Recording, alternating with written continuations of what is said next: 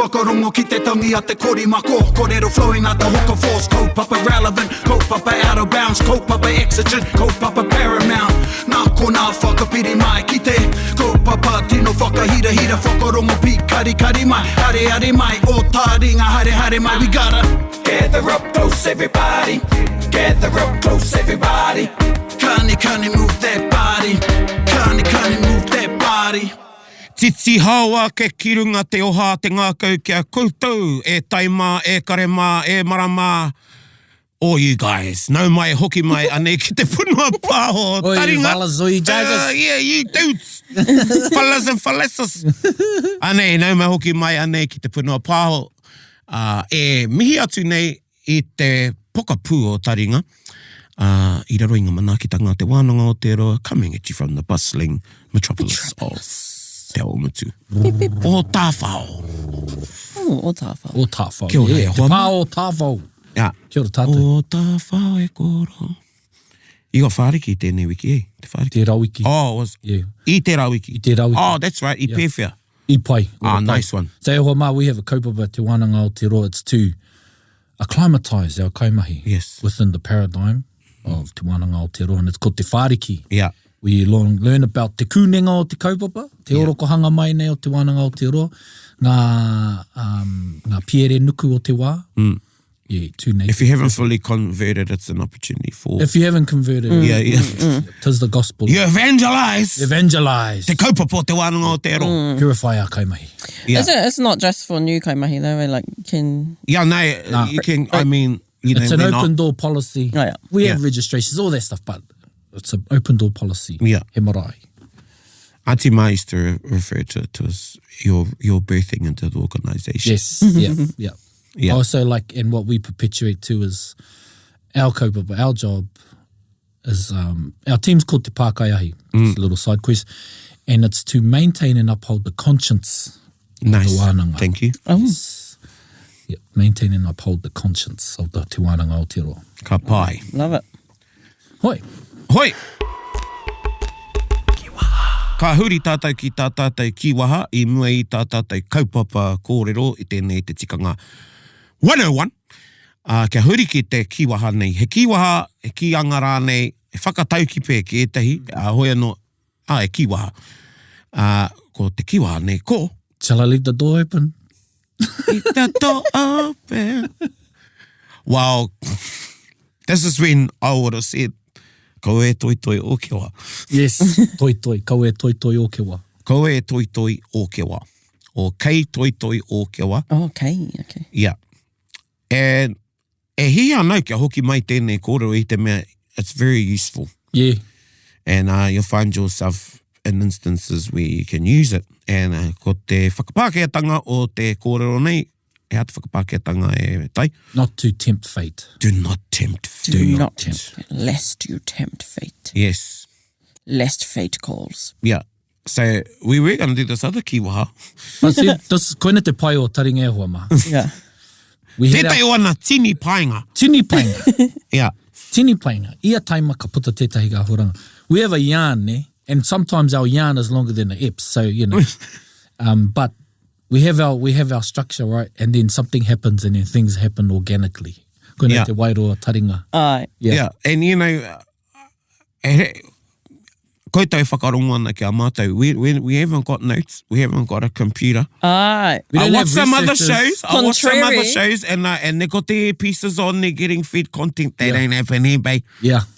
It's a good test for us. So we have to have real world experience. Yeah. Real world experiences. Koera. Yeah. And even when we do our homework, we come and then Erica just changes it like that.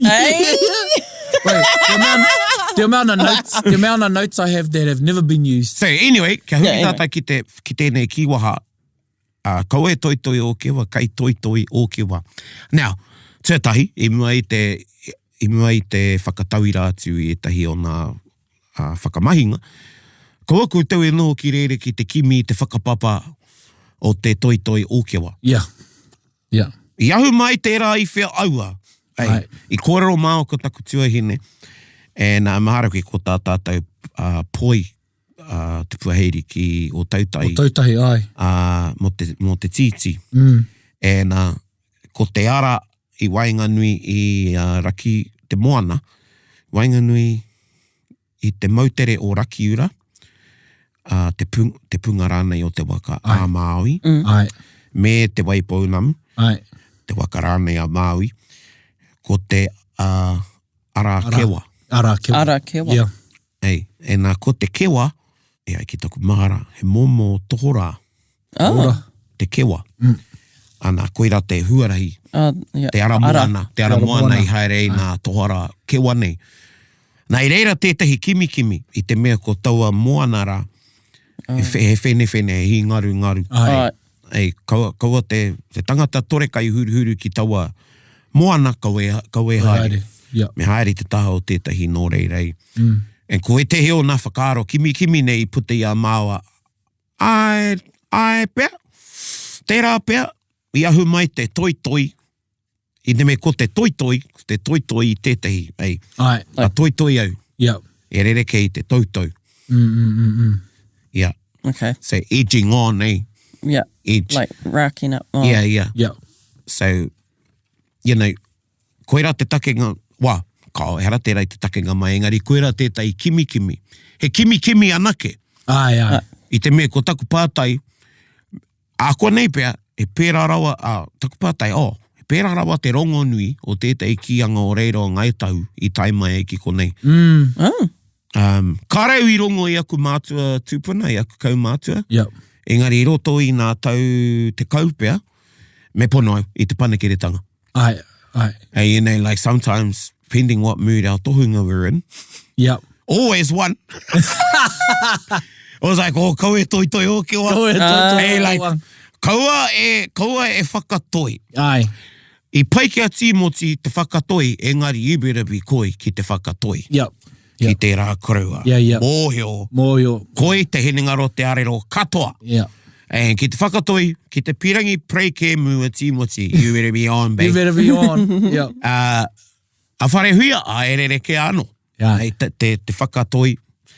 A pou, a pe, ai, hianga pou I e teiwa. Ai.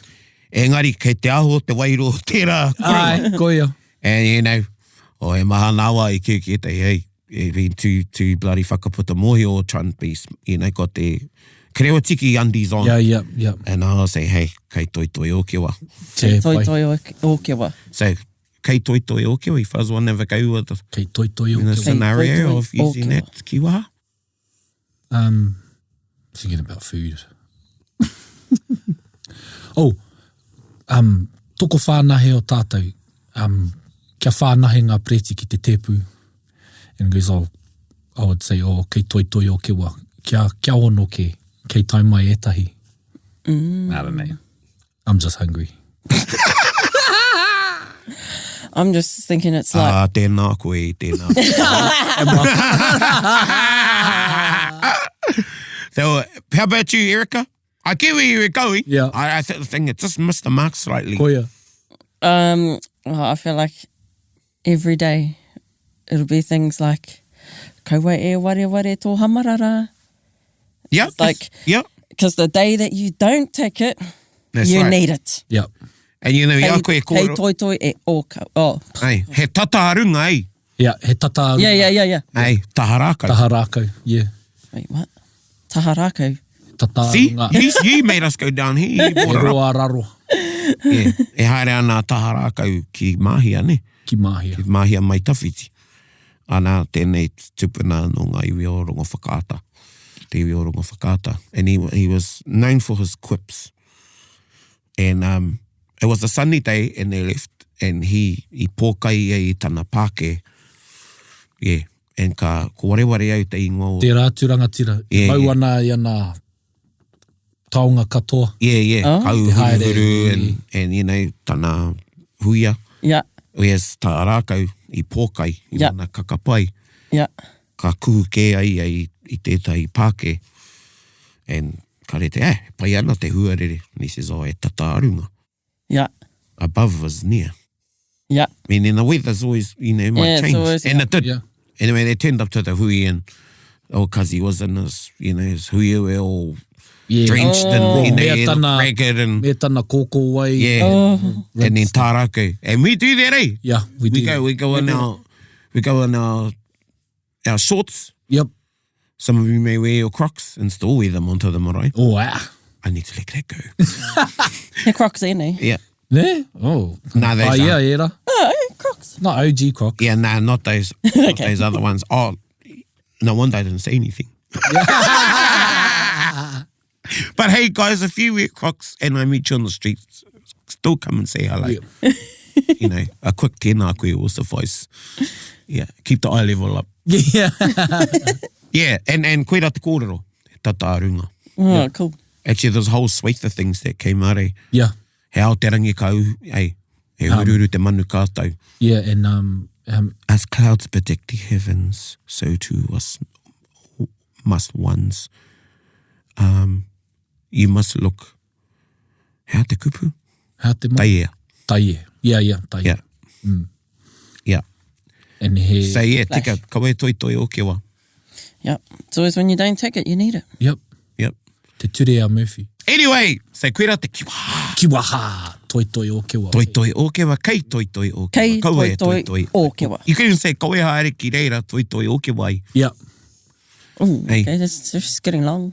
Yeah, well, I'm we're gonna getting go. into the I'm gonna complex. go give my piece at te hui. Yeah. Kawaii haere ki reira toi toi o ke wai. Yeah. Okay. Te rārane, hara anō ki te hui, kare whakarite i au anō.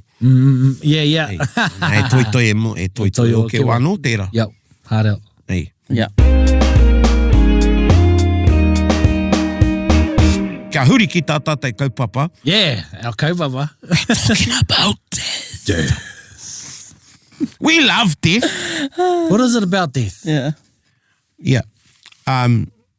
Well, death is a part of our lives, isn't it? Yep. Yeah. And engari, e aro ana tātou ki te kōrero ki e tai tikanga, ko puta mai e tai pātai.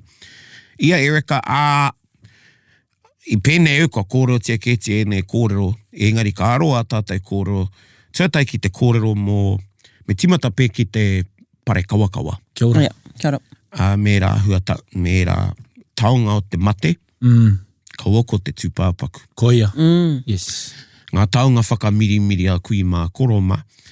And I'm interested too because kei roto i a koutou i a ngā puhi. Ka rei mua me ko te tai tokerau whānui. Engari he tikanga anō. Ai. Ki nā momo rākau ka whakamahingi a ne. Ne, ai. Wa ki te au e tahi o nā uhunga. Yep. Ki roto anō i a koe i a koutou. Tērā anō ki e te o nā ope. Ai.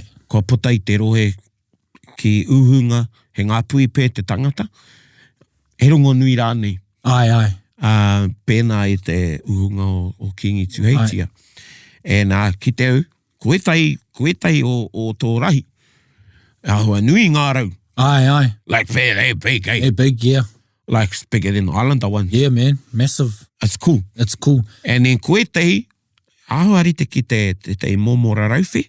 Rarauwhi. Yeah, he momo, like he mamaku e a ke rāne, he rākau anō, Kōrero he koe. nohi ngā. Yeah, wai e kōrero ana koe mo te waiwai kaukau pia. Yeah. Yeah. Oh, I don't know. Wait, What's the big ones? Big one, he pūriri. Oh, wow. Yeah. Mo ki taku mahara he pūriri. Yeah. And me te waiwai kaukau.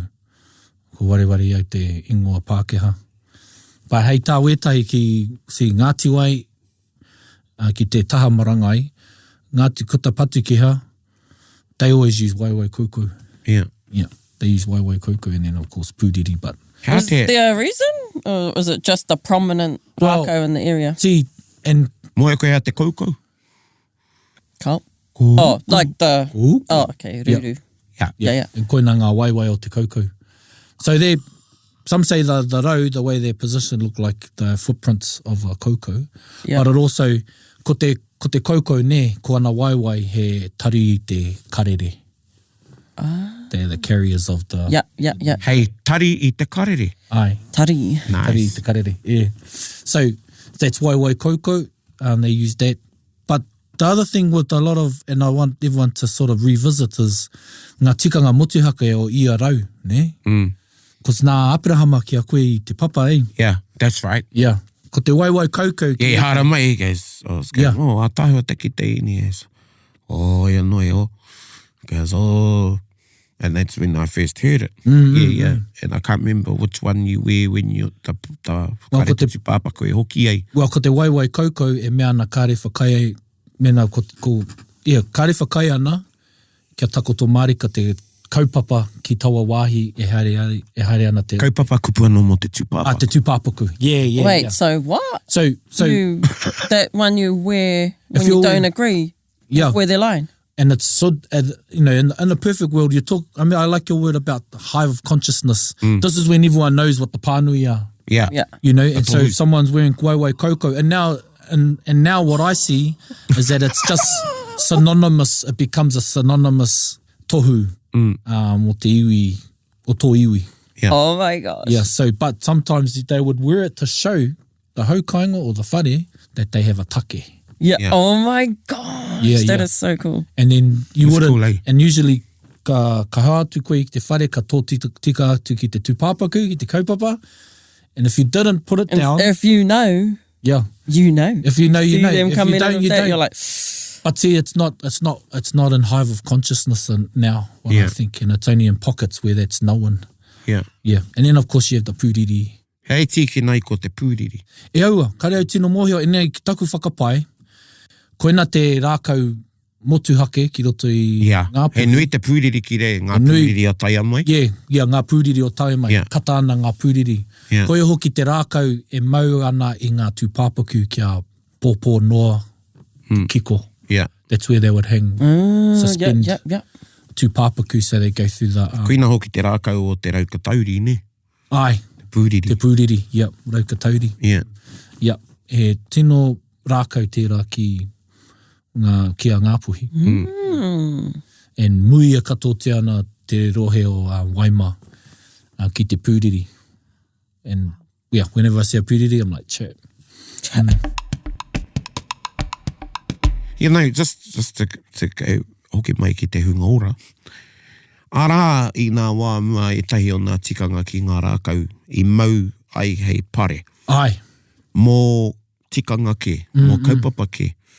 I was just reading in, I can't remember which book I was reading, just the other week. E kōrana mo te whānautanga mai o te tamaiti. And ka mahi a he pare karamu. Karamu che. Yeah. And ko te karamu me whai hua. Ai, So Whereas, he tohu ora tērā. Yeah, tohu ora ai. But, i roto i a mātou, and kai a wai kato ana, kai a e kōra anau mō taku whakatipuranga, nā koranga ki au, e kaua te pua, kaua te hua, so no, there should be no berries. Don't be wearing no flowers at the... Yeah. And i paiki in the old people te rarauwhi. Te rarauwhi, eh? Yeah. Or, ivy was in, because everyone had ivy. Well, koina te haere i nai, nei. Yeah. Pai ana kua, yeah. And tētai o, just when we went to the tangi, asking about ki Parawera, and I said, whai ata taku hunga wai, te māma tēnei o taku wahine, nā tana tata ki te kaupapa, te tūpāpaku i te me ko te pauaru, he karanga tuakana ki aia. So i maui ai te tauā. Che. Nā he tauā, kei koutou tēnā? He tauā. No. Eru he tauā, te waiwai kaukau me te pūriri. Ai, kato, I think, kei raro i te whakaro te tauā. Yeah. So he koe nā noho ki tā mātou, he tauā. Unless it's a kawakawa, then he parekawakawa. Yeah. Okay. Yeah. So you'll hear tauā i roto i a tainui. And I'm not sure if it's accepted too in Taitokero that they wear parekawakawa. I've never seen it. Yeah. Go into old photos. Old photos, it's and it's been not a moot, or when people say, I go, well, I've seen photos, black and white photos. Yeah. You know? Yeah. Anyway, I said to my kia taku hungwai kia whaiata, I says, now we have one of our cousins, and she was whānau pani. And I says, me mai e koe tētahi mō te kazi. She says, yeah. Now she knew straight away. Because kia mātou, kare tika ana mā te pani, te pōtai e mahi. Ai, koia. That's another one. Yeah, mā tangata ke e mahi. pōtai. Nā kētai e pōtai. Tētai kupu ki te whare mate e whare pōtai. Ai, whare pōtai. Whare tauā anu. Ai. Hey. Yep. She goes, oh, yeah, she knew. Well, my cousin went to help her. And I says, oh, cuz, ka kawe ko koe mahi kāre tika mā te pani. Oh, true. And I says, yeah, ko tāi mahi e tangi. If no one makes you one, oh, you don't. Yeah. Kia o whakaro hea te tikanga o te rā whakaro. Well, I think in a perfect tikanga world, yeah, your job is to mourn and everybody else. That's just that, eh? Yeah. It's just like my cousin, same at the tangi, my cousin says, oh, another tangi the week before, see? And he said, oh, I got a question for you. I said, ato pātai. He goes, oh, his brother-in-law passed away. Anyway, kairera tai whakaari te minita. Oh, okay. Tai rawa ki te ata, kare tonu I puta mai, ana kua mauri rere te paipai, kei wheta minita. And they asked, oh, have you fellas organised a minister? And I looked at them, I go, that's not the whānau puni's job. That's not their job. Oh. Yeah. You know, you got other things to worry about, not worrying about getting a minister. Yeah.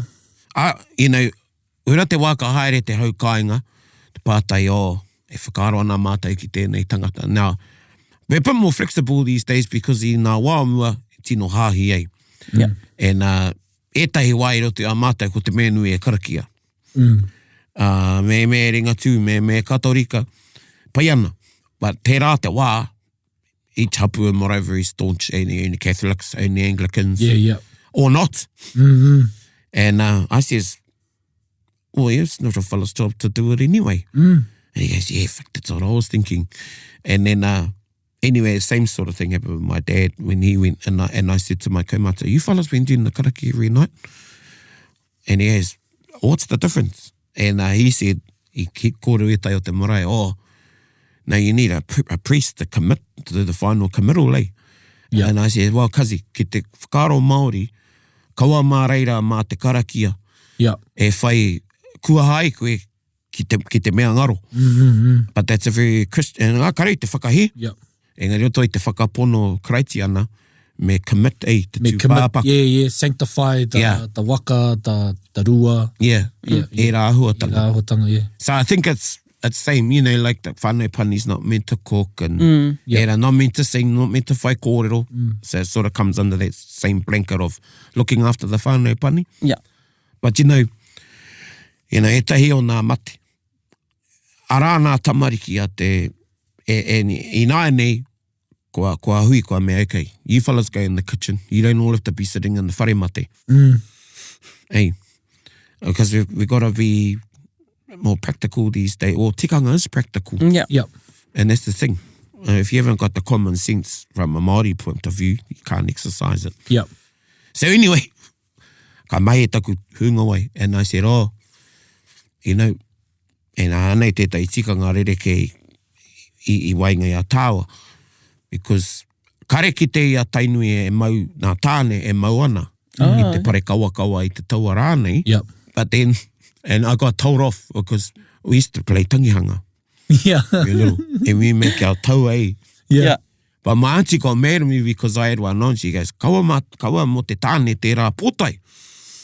You know, and then I said, well, I seen the painting of King Koroki getting carried up Taipiri. You know, that was... But I didn't say it like that. I was like, oh, but I saw King Koroki's painting. Yeah. And all the men have got tauā on. Got tauā on, yep. And then, you know, now but I think back when I wasn't trying to outsmart my auntie or my kaumata and not just get, oh, turi tō waha. Yeah. Yeah, so that's another one.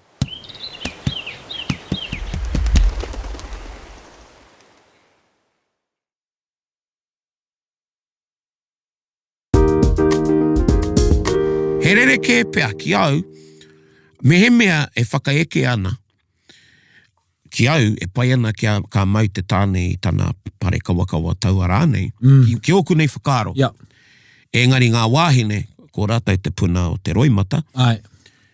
No hoki te whare mate, well, they wear them. But I think there was a practical reason as well. What's the quarter of why we wear them? Oh, yeah, Have you ever heard? I've had varying kōrero from our kaumata, from Waimamaku and Hokianga. It was to emulate what they might see from the ana That's why I had to cover your eyes. Oh, right, yeah, the eyes. Yeah. Yeah, that's the only reason why. And then, of course, that the kōrero for the certain rākau, as we talked about, pūriri, where they were suspended. And then there was the crossover of the kaitiana o te rā. The crown of thorns. The crown of thorns. So we got that kōrero. Yeah, there's that kōrero as well. Yeah. But that's as far as I got. We always have e korana mō raukawa ki whare puunga. Me whare mate. Ko e tei ko nā rau I ngā taura of the maki, they always go up. Up, yeah. Okay. And the ones along the top always hanging down. Yeah. So e tohu mate, e tohu ora. Aye. Life goes on. Yeah. And and I heard this before Lion King. I was young and my auntie said, the Parekawakawa tauā signifies the circle of life. Kia ora. Everything goes in the circle. Yeah. Now, here is a theory. This could be a bomb drop or mic drop or whatever. Like whai kōrero. I think back, my nan used to like heaps of branches of hers. Yep. She have, this one time she had 2 stick out and she looked like a big, cute insect. Wow. And my nan used to tangi kōrero ai. She would bring the staunchest, te koe, te manoa pōtu. Oh, yeah. Pakarui aia, just listening to my nan. Yeah. And tangi kōrero ai. So it's not a karanga. It's between wailing, talking, and crying, and but it's not a karanga. And kia mata, e tangi kōrero tērā. Tangi kōrero, pai. And when Auntie Ma passed, love you Auntie Ma, and then Auntie Anita came. And ko ngaro hoki koe e kui. And this is a funny one. We're on the pai at o tāwhao here, we were just talking about, and it's the koe rata timatanga o te wānanga o te ro, and Auntie Ma's lying on the mahau. Ka whakaeke mai a tāmaki. And Haneta, sorry. She's at the front. E karanga ana, ka tai ka huri ki te tangi kōrero. She's got a hanky now. When I was little, they used to have hankies. Yeah, wave hankies. Going on like this. Right there. Anyway, she's coming on and she's doing a tangi kōrero. Haere ati rā, and she goes, oh, sister, iringi atau kia koe last week and we had a talk on the phone. Now kua ngaro koe. And it was cute. It's tō aroha. Koera. E tangi kōrero tērā. And, so we used to play tangi.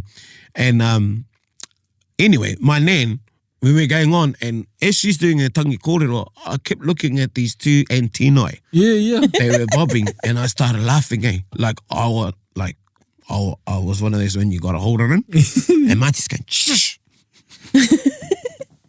But I think of a few times, te teo nā tikanga ki te whare mate, ki te whare nui anō ki me takoto ana ki ro whare, and whare mate e whare tauā tonu te mahau. Ai. Kaua e ati haere I ngā rango. I ngā rango. Yeah. Ngaro rānei, you don't shoot them, eh? Nan would say, ko tūpuna pēra. And we're going, what? Ma tepana flies. Hey! We weren't allowed to shoot them. No fly spray. And you just tell them to go. And now here's the thing I have memory I've just had. And this is a theory, but based on tūpuna logic and just logic. Yeah. Because there's always a practical side to the tikanga. So we've talked about this. He kōrero iho atua. Aye. E ara te kōrero take circle of life and see from the cave. And I remember my nan sitting there. And when it's hot, there's flies. Yep. And my nan, the flies would be coming and she'd just shake her head. Yeah. And the branches would keep the flies away. Oh. Instead of swinging corks. Yeah, like those pots. Yeah. And I think, and kawakawa is a natural repellent as well. Kia ora. Hey, so I think that you heard it here on Taringa. Could have been and it was the look you gave me that made me think like that. Yeah, pai. So, we said there's always a practical side to tikanga. And I believe that's one of the reasons why they used to wear them. Yeah, well, that's what I thought too. And because didn't they used to like preserve tūpāpaku with kawakawa? Well, there were many ways, but... Te kupu kareu I rongo I tei atu iwi. I rangona e au. I te arawa, ko nā tikanga manaaki te aki tūpāpaku no te whare makeo. Makeo. Makeo. Te whare makeo. Ko te whare makeo, he rete ki te whare kōhanga, engari, e kaua ko te whare mate, ko te whare makeo, he wāhi, he wānanga, i ako ai, te hapu, ngā tāngata rāne e tika ana, tēnā, ko ngē whea rākau nā me tika ana, hei panipani, hei puru. Ai, ngā weta. Yeah, ngā weta, all those things, you know, me puru ngā taringa, me puru te koito. Yeah. Ki te kore rā kōwhao, orifices, Ai. ki te kore rā e purupurua, well, ka puta mai ngā pirau ai. Wai, yeah. And I never saw it, but i tō mātou marae au te aroa, he wāhi, he repo, he huhi. Ko te huhi kia mātou, ko he repo te repo. Ko te huhi, he whenua kūwai, i wainganui tētai awa, me te whenua maroke. Ai. Yeah. Ka kia te rā e huhi. Ai. He repo anō te repo. So it's sodden land like a swamp, but a swamp is its own ecosystem sort of a thing. Yeah. Whereas, if you can imagine, sometimes you see streams, not so much rivers, or you know, and rivers live sort of like a wetland next to it. Yeah. He huhi te rā. Mm-hmm. And he huhi i te taha tonu o te manga, e rere nei raro i tō mātou marae o te aroa. And e toru, ko tahi ka naki pia. Nai nei, e maharana, where they were taking the bodies down, still there every night. Ki te horoi. Ki te horoi, yeah. Especially in the summer. Ia, and they'd use the mud and things. And because you got all the vegetation, the tannins Yeah. that are in there. Yeah. So koera e tai o ngā akoranga o te whare makeo. Yeah. And the kakara and things you'd use. So, yeah, I think ko tētai practical reason that our tūpuna wore them was to ward off the flies and for the smell. Yeah. The smell, yeah. Because tangihanga were long. Yep. Yeah. And we didn't have that stuff. But koina te mahi a te tūpaupau kia mātou. Ngā tūpaupau. He tūpaupau kia koutou, ngā koe e noho ana ki ngā taha o te... Koina te kupu. Tā kuia that would sit either side of... Well, kei te tūpau, eh? Yeah. And ko tā rātou mahi, he tango, he whakapaipai, pāpaku. Yeah. Me te wāhi aru, that's what they say, aru, rango. Yeah. Aru, rango, but just, yeah, not to sway them, or, swat at them. Yeah. But they would do the same thing, prep in the evenings, prep in the mornings. Yeah. And there used to be a room. They have a mattress room now, but there's still a few marae where there's a room set for them where they can eat and kai ai ko ngā pani in the certain room. And they used to have bodies there, and then depending on, say, places like Pākanai, you had salt water and fresh water meet there in the little estuaries, and yeah, koina tā rātou mahi, there's little places where they would do that mahi as well. But that's talking about that social, just that social idea, eh? We were able to do it. You had the same people to do it. Yeah. Knew how to even jump on them. Some nannies, they would go, yeah, I watched my nanny jump on the chest of so-and-so to get all the mares out. Yeah. Clean them out. Yeah, well, they had two pāpaka. Yeah. That was their mahi, koina te tapu, Yeah. But, there was one thing I learned was real cool was about pūriri, right? And e kuia tēnei ko Celia Birch. Tino, ai o koriro i nainei. But she talked about when... Birch is also a tree. Birch, aye. The birches, taiki. But she was tasked to go and pick some pūriri. She went and picked some pūriri, mo tētahi kaupapa hui mate, and she took it back to her kuia, and she pulled them all out, and she was going, oh, I tikina e koe nei I te taha he o te rākau. Oh. She goes, how did you know? She goes, and she goes, well, she just knew, but she was amazed how much that her nanny knew she had picked it from the wrong side. And so ko te tikanga is you're meant to pick from the shady side, mō te hunga mate, and te taha rongoa ko te taha e whitikina ana e te rā. Ah. Yeah, so Mo te hunga ora, eh? Me te hunga ora, Yeah. Which is interesting. So the leaves look too good. Well, they must have been. The leaves look too holy, I mean. Too holy, like, yeah. not tapu. Yeah. Kua kainga e te ngāra. Yeah. So she must have think that. And there's some other tikanga, and one person who I know who's really good at this, and taku whanaunga tērā o tēnei. They know how to make beautiful tauā and tāpeka, Yeah. the sashes, but he tikanga anō tērā, how you pick, what you use, and they learnt all that pēnei te rōpua hātia. They're really good at making tauā. Cool. Yeah. But there's another one I read. So I read in a book ko te raurenga, tētahi o nō rau. Whakamahia i ngā tupuna. Ngā tupuna ki hokianga. Raurenga, but in the book it says taringa hākeke. And then it's corrected by saying, it was a raurenga kidney fern, little pig's ears that would grow on fallen trees. So they used to use those as well. But the whole thing, like even a whakaroana ki te moana nui a kiwa, even kōrero then, they have like heaps of pōtai, rau, huru manu. Yeah. Yeah. Hey, you know, Yeah. all those and... Well, there were, you know, te pōtai, tana whakamahinga nui nā wā mō te uhunga. Ai, kia ora. You know, ko te pōtai, he momo pōtai mō te wā o te tangihanga. And it was woven, it had feathers in it, Yep. had things hanging off it. Hey. Yeah. It sort of looked like, not those Russian hats, but the ones that, those Middle Eastern ones. Yeah. Yeah. Like that, and then, yeah, they sort of look like that. They were cool. Yeah. Yeah. They were cool, yeah. Tētahi tikanga kia mātou. You know, katoa e rā Parekawakawa tauā rānei, ka tanumia. Oh, I Kia ora. was just going to ask about that. Yep. Yeah, me te tūpāpaku. Me te tūpāpaku, yeah. Nā wā and actually, you know, I think about it. Even our kaiwaiata wear them. Yeah.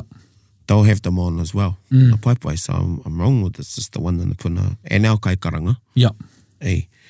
And, but ka haere ana koe ki te whare kaiki whia rānei me waiho. Ai. Tō Parekawakawa, tō taua rānei.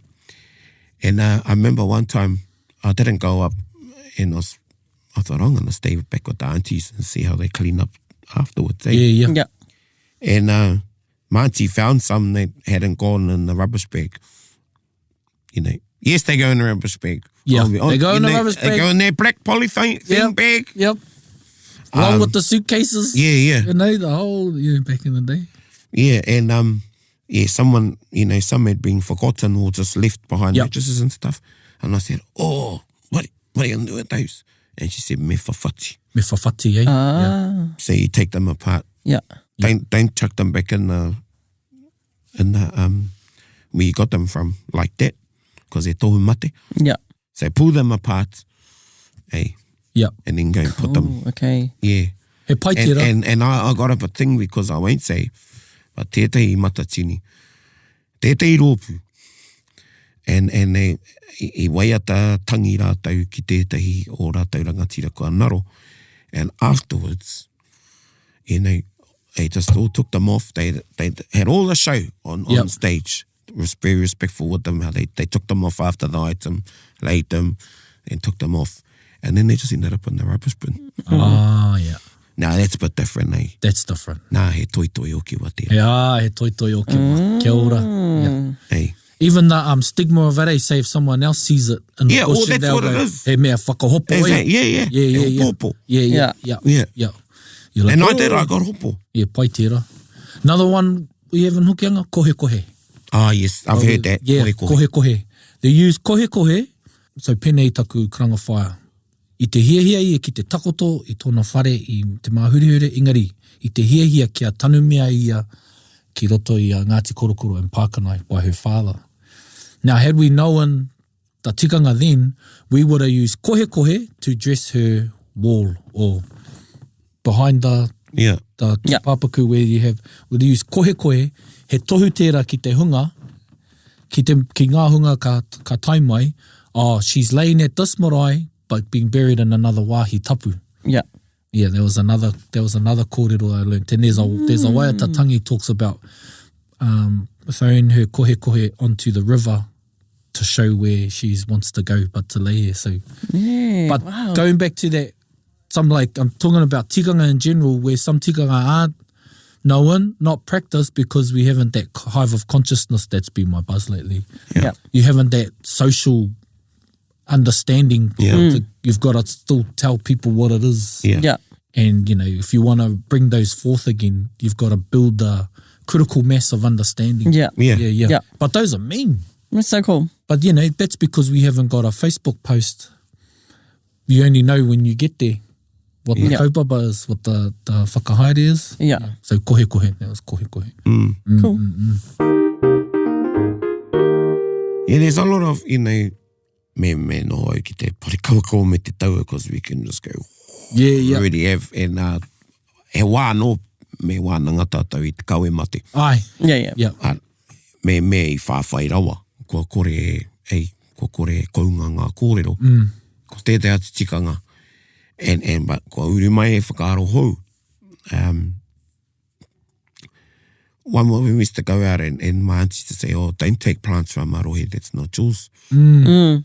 And a trend that's happened lately is because we're in a hurry, and I've seen it when we followed the king, and even before, not just following the king, we gave my aunties and other kuia, they've got into the habit of making them before we leave. Yeah. But I remember we always used to stop. You had close, to stop. Yep. Close to that was the only time. Yeah. That you'd be, ka haere ki te whawhati haere ngā rau. Yep. But, so that's a new sort of thing that's coming. Yep. It's people pre-making them. Like all the night before, they're sitting around they're making their tauā. Yeah. Why? When would you It's usually meant make to it? be on routes. On routes. On route. Okay. Yeah. The way there, because it's all He karanga mate te. He karanga mate. Tauā kewa.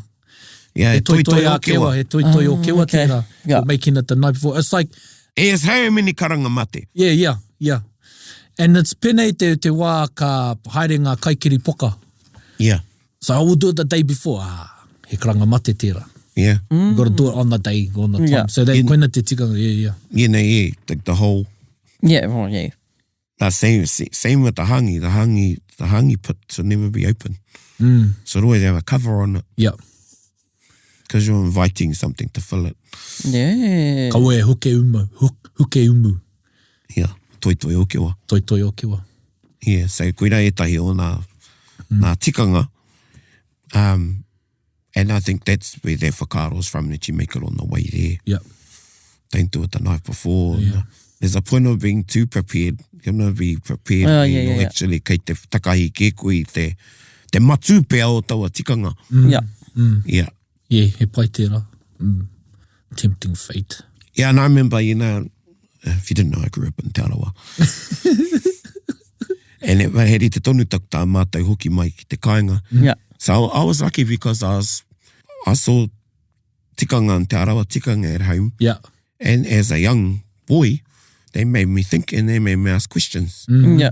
And I remember the first tangi I went to in Taurawa, I just thought it was the norm because that's what I was seeing growing up. Yeah. And I was like, oh, karera tau I te mau, tauā.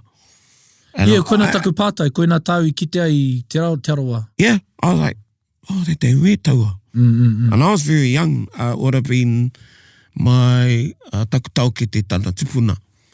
Kapiti, koro kapiti. E toru nā mara I takoto ai tērā koreua. And it was the first time I saw irirangi. Yeah. Yeah, and as he was coming on at all party a tāheke, he was started at Pākira, roto tuaurangi, ka te haere mai ki roto Ngāti Piki a Ngāti Hinerangi. And as irirangi's coming, he was smoking. Finished the smoke, and as he whakaeke onto the mara, it was just him. He came on in the afternoon, just before sundown. He was going, eki, toko I nā mara e toru o te arawa, eki. Ka timate ki te taki, tātai I te koroua. Nōna e whakaeke ana I te Yeah. Cool. Ka timate ki te tātai ana tātai ki aua marae. And by the time he got to the mahau, he said, kai te whakai. Che. And that's the only tangianga I know of Yeah. in Taurawa where a kaumātua lay on 3 marae and everybody agreed to it. Far out. Yeah, the kare he tohe. Kare he tohe. Koira te mano o tērā karaua. Engari, karaua whakaite, engari moio. Yeah, moio. Yeah. But anyway, because I was with the whānau the whole time, I saw a whole lot of things that were new to me. Yeah. And one, and ko miti tēnei, karepe, e hara tēnei te tikanga. But it was tētahi whakahaere. When I got to Poroporoaki, I was like, wow. It was like full on singing, everything was like, well, we used to sing the kegs were in the wharemate. Yep. And, you know, pono tēnei ko taku māma te whakamutunga. I roto i a mātau, he waipiro te karawhiu i tana poroporo aki. Yeah. E muri mai, nāku me ngā kaumātua i aukati i te mea, kua huri te whakapaparanga. Aye. Me te aho o te inu. Yep. Yeah. Like there'd be one bottle of whiskey or two. Yep. And a couple of kegs. Aye. And ko te kōreroha a tō au mātou kaumātua. This was a mai a mātou tamariki ana. Haere ki te kui nā pōtai. Yep. Me ngā hikareti. Yep. Me kua whiua ngā hikareti ki te papa. And there was to be no sign whatsoever that there was any waipiro. Aye. Now, if you go back and karau i te tautoko, engari tērā te wā i kaha haurangi te Māori. Koia. Yeah. And it was to make you sad. Yep. You come on whakaeke, and I think I've read a letter from, I think it may have been Tāpirana, went into one of the Māori newspapers saying, me mutu tērā mahi. Poropai ana. Yeah, te whakaeke haurangi. Aye. And you see it in the e tai o ngā waiatatangi. Yeah, e haurangi nei, not haurangi of the, because ka haurangi koe ki te kore tika te tunu, ko te tunu, me kare māua pai, te karaka. Aye. Haurangi. Yep. Hey. But yeah, there was one of, kuira tētai o nā huatanga, kei whea ngā taua. Hey. But now, e ki te anau, kei te hoki mai tērā whakahaere ki ngā iwi. Yeah. Yep. But I think, and I've been to a couple of tangihanga out of my nohe, where they've revived it, but they're missing e tai o ngā tikanga. Marahi. Yep.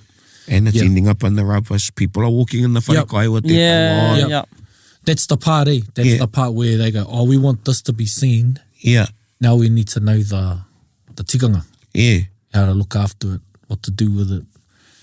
Like Nan, she was staunch to her kākahu taratara. Yep. Ko ona kākahu, te wā ka takoto te tūpāpaku, nehua noa, koe rau ana kākahu. Yep. And she wouldn't get changed, she wouldn't change her clothes until after the burial, after hakari. Yeah. You know? And koe rau te kākahu taratara. Yeah. Kākahu taratara. Nā i nā wā mua, ka nehua e rā. Yeah. Yep. You know, but there was no, the wharemate would be burnt as well. Yep. You know, and your whare. And your whare. I nā wā mua. Yep. And now we've got takahi whare in the āhuatanga. So I think and we can talk about all sorts of tikanga we have on Taringa in the past, but there's a fine line to maintaining te matu o taua tikanga. Yep. Te whakataha pia, kaua ko te takahi, I e tai āhuatanga e pāna ki taua tikanga. Engari kia mau tonu te matu. Yeah. E ngā whakahaere I te taha, ngā tikanga rāna I te taha, e tūhono ana ki taua tikanga. Hei arataki anō I taua tikanga. Ai. I te huri aku whakaro ki etahi anō tikanga, and ko ngaro te matu, ko te whai hipi noa I etahi tikanga. Yeah. And ka timata ki te tohe anō nei he kaupapa here. What about this? Like, no shoes in the whare. And then, you know, kia pai ai te kaue I te tūpāpaku, ka mau ngā amo ai I o rātou hu. Yeah. But I was like, no, it's just, you know, it's not a black and white. It's grey e hoa. Yeah. Pēnei te pōtai, and whaia mai taku whanaunga, Godfrey, whaia mai ki au, hey bro, pai ana kia mau taua I runga I te pōtai? I was like, kare e aha ki au. Wai te hoki ia ki te kāinga, and he tangata mau pōtai. And I te mau taua. And he goes, mem, e pai ana kia noho taku taua I taku pōtai? I said, he pai ki au. He goes, well, I mea mai a mea ki te pērā, mea unu katoa I tō pōtai me tō taua. I said, ia, ka pai, me koti hoki o huruhuru. Yeah, where does it end? Where does it end? Where do you draw the line? Yeah. It's tapu. It's like, well, which part of it is tapu? Why is it tapu? Yeah. So, there's heaps of other ones too. Because I'm getting long in the tooth there, Hua, if you didn't know. And I get sore feet from wearing bare feet in the whare. So I've got my own house shoes. Are they flash slippers? Yeah. They're nice thick soles. Oh, yeah. So, yeah. sort of souls. Yeah. Well, fair enough, I don't know if we're speaking about, korohiko taumi. Te arawa men started bringing shoes in the whare during influenza. Ai. And it was the woman that told them to. Kia ora. But there was... Te ahunga taua tikanga. Yeah. It was during influenza because they're always standing up. Yep. And so they got told to wear their shoes. Te tai anō tikanga I puta mai te wā o te rewharewa. Yeah. Te wā I whakatakotoria te tūpāpoku ki rō whare ki Ngāpuhi. Yeah. Te wā o te influenza. I whakatauria e... That's right, I've heard that. Taurekareka henare. Te wā I mate ai tana hoa. And cause I te noho ngā tūpaupau ki waho I te mahau. I te mātau, I te kōpeke. So they started putting them in the whare. What do you fellas think about this? Sorry, before I forget, because I want to get back to our Parekawakawa. Yeah. So some marae, and kei te kōrau mō roto I a tainui. Nei, ka rei whakahuewa ko e ngā iwi me ngā hapu. Some marae, ngā runga I te manaakitanga, me te whakaaro nui ki te manuhiri rānei. Kua mahia e te haukainga, o waira o te haukainga au engari, kua mahi e rātou e tai tauā, and they leave them at the gates. Yeah. Now, is that a toitoi o kewa? He toitoi o kewa. Oi, wow, ki taku titiro. Engari, koina te ture a Roma, no reira koina tāku I whai. Yeah. E rua ngā wā ki roto. You've seen it, eh? Yeah, they're really at the gate, eh? And I was like, pai some willow. I know ko te willow. Yeah, that's another favourite. Yeah. Willows. Yeah. But maharau nau, te haere au ki maunga tautari, te whakanui nei te tama tō tāua whaia Auntie Gay. And I taua rā tonu, ko tahi tau ki mua I aituingi ai tā mātou te mahine. So I mau au I te taua. And I ki mai te wahine o te marae, mo ngā wahine tērā. I said, hai pai ana. Yeah. And I hau atu au ki roto. Mai mi te taha o te karanga. And I think they knew who I was. Someone they go, he ngā puhi tēnei. Yeah. Mai koina taku take. Yeah. Koina te ko tahi tau. True. Yeah, ko tahi tau, ko puta au aku whakaaro I te, I heke te kākahu taratara, I peke atu ki runga I tō tātou whaia. And I said, koe nei au e unu ana I taku taua I mui a koutou. And they were like, karoha, but they were a bit, when the person didn't know, they were seeing me put a taua on, I said, pai ana. Yeah. I had a good kōrero with Hema, Auntie Hema. Yeah. E moe Hema, because they wear plastic ones at te papa. Oh, ne. Yeah. Wow. You look at those photos. Wow. And if there's anyone it was good to have a discussion about, it was her. Yeah. A wānanga. And I kōrero, kare tatanga rākau Māori. And te whakaaro, nā me tatana, e tai wā I te papa, e nui nā kaupapa me ki nā herai te hui mate. Engari e pāna ki ngā tūpuna e whakahoki ngā taonga rānei. Yeah. And well, their trees were getting, all the ones close to the papa. Yeah, more haere. Yeah. Yeah, so, the papa uses plastic ones. Wow. Do they recycle them or get rid of them each time? Yeah, they do. No, recycle them. Yeah. So they have I would say that they But mena he some water on them. He tangihanga. Well, Should they get rid of them? Why, whakaaro, well, is it a tangihanga when you've got bones? Oh no, but if they were they were really wearing a plastic one at a tangihanga. I've never seen plastic ones at a tangihanga, but at te papa, it's one you see, they're plastic. Yeah. Whakawātehia ki te wai. Yeah. Yeah, and there's he wāhi kei te papa ka tiaki nā tupuna. Ki roto kei reira ngā whakāhu o te ariki nui Taringa kāhu, because Delvanius, because he was on me tai atu o ngā rangatira o te motu. Pehe o te era pōtai, tai ia rangatira mo te wharemate. So, because I te pānui I tētahi tuhinga I te whakarite tētahi kuia I tana pōtai mate, pōtai tangi, and it was he hue, te anga o te hue, and ka tui ia ngā huru o te kuri. And it's like, after all that, do you still bury that too? Or do you leave it? I would. You would, eh? Yeah. I just wouldn't make it so flash. Yeah. Yeah, be like, Oh, it'd be too hard to let this go.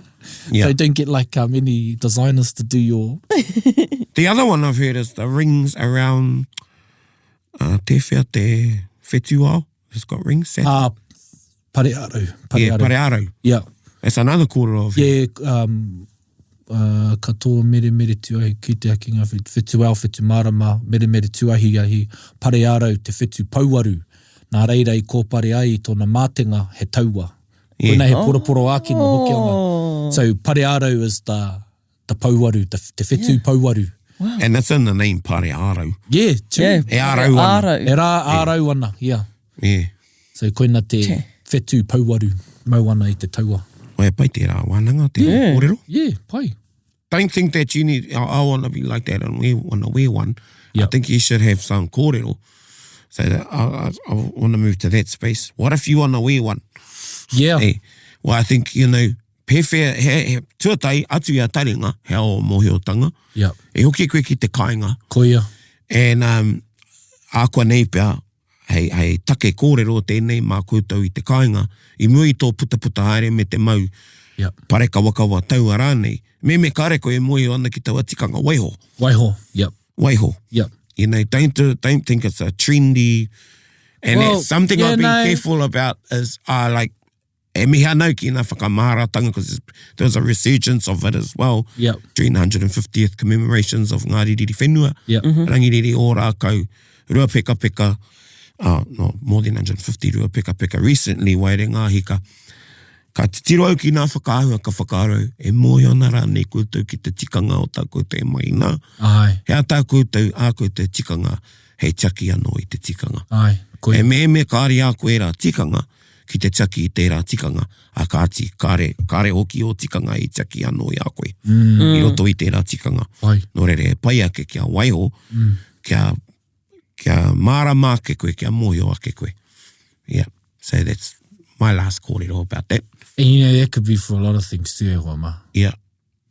Oh, don't get me started. Yeah. Don't get me started. Kau e toi o ke wa. Yeah. But keep it hearty in your party.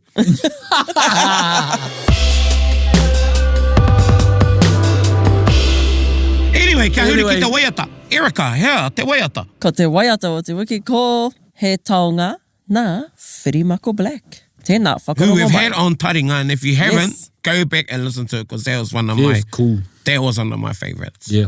What a kist. Yep. Yeah, and was, yeah, That was cool. that was cool. Whakarongo mai.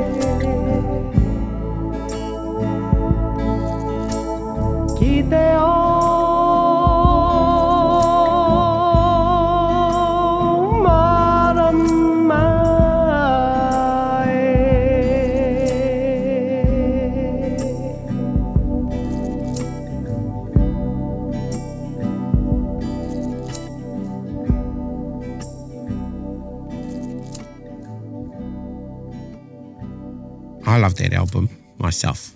It made me appreciate being able to sit with, actually all the artists we've had, it made me appreciate the creative part and the discipline, and it's made me go back and listen to them with a new lens, new ears. Ka pai. Yeah.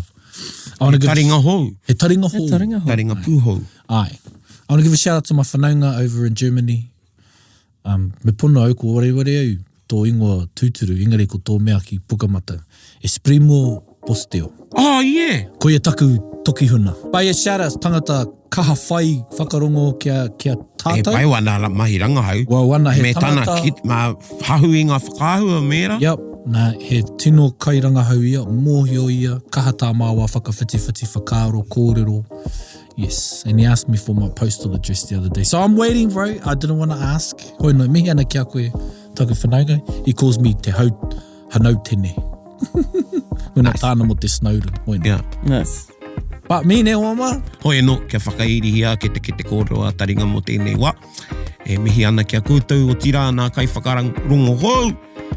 Nau mai ane ki te whānau o ngai Taringa ane mihi nei. He mihi atu ana tēnā koutou katoa. Hei, ko nā. Bit whakaronga pi kari kari. Get the rope close, everybody, buddy.